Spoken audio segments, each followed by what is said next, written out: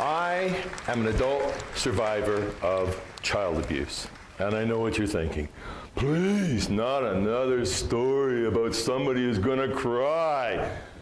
Facebook is filled with these things right now. It's not that kind of a story. But I do have to give you a bit of a background information. My parents split up when my sister and I were very little, and we went from one horrible foster home to another, to another, to another, sometimes together, sometimes apart. I had terrible things done to me. I saw terrible things happen to my sister. It's horrible when you see things happen to somebody you love and there's nothing you can do about it. My mother remarried. You gotta wonder. She married a monster. And the guy beat me all the time.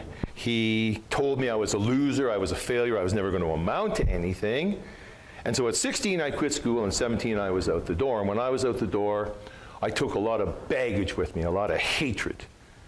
It wasn't I wanted justice, I didn't want justice, I wanted vengeance. And people were saying, you gotta let it go. I couldn't let it go because these people had done this to me. They made me like this. And I was like that for years and years and years. And then one day I learned about mind mapping. And I learned how to use my brain more effectively. And what I found out is that a life experience is imprinted on your brain without direction and without emotion. And it is only when we recall it that we apply the appropriate emotion and direction. For example, if you're in a burning building, the emotion would be fear, and the action would be to run. And this was a revelation for me because I was always under the impression that people were making me angry, and I had a difficult time coming to terms with the fact that I was in control and I was angry because I wanted to be angry.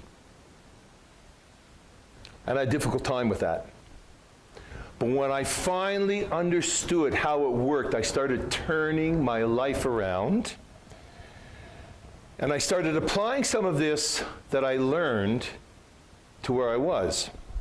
And I remember I was riding my bike one time, and I can remember very clearly because I was turning right and my front tire caught a stone and the wheel went right out from underneath, and I went down hard on my right knee, and it was extremely painful. And I remember crying, I remember gashing, I remember my jeans being ripped, blood running down my leg and limping for several days.